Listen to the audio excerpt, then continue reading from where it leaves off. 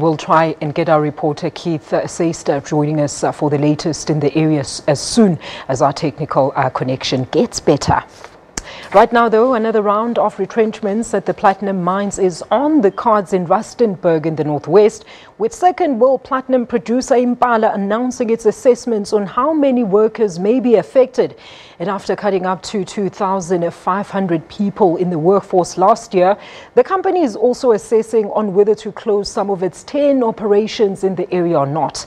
And while unions and mine workers alike are worrying about the looming job cuts, the Rustenburg Chamber of Commerce predicts a dire economical as well as social welfare, as our reporter Sentleeng Lehihi investigates.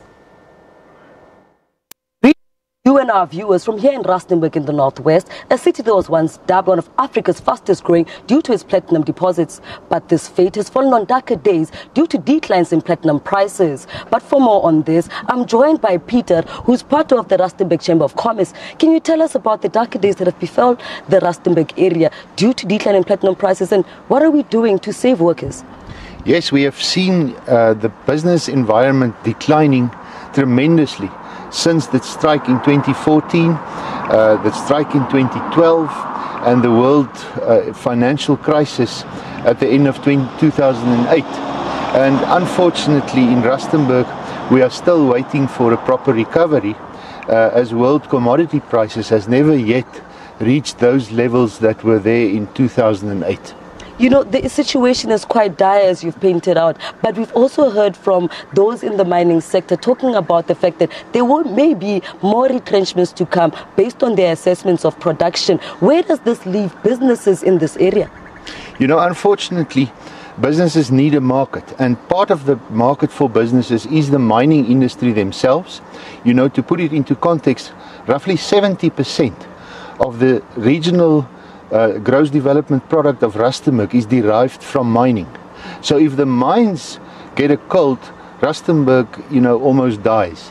And if further retrenchments has to take place, the buying power of the public decreases.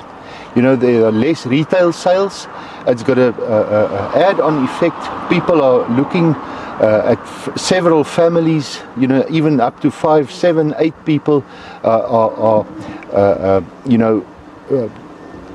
dependent on one salary. So if 2,000 people needs to be retrenched, it's got a massive impact on almost 15,000 people. Now, Peter, it can't be all doom and goriness. What are we doing together with all our stakeholders, particularly from local government and the big mining companies, to ensure that we bridge this dark day? As the Rustenburg Chamber of Commerce, we've launched an initiative in conjunction and in partnership with the Rustenburg local municipality for the economic revival and sustainability of our region. And we are going to have all stakeholders present, from the mining industry, other big banks and so on, you know, to focus on the reliance on Rustenburg on mining going into the future. And we want to lessen that reliance in order to have secondary industries.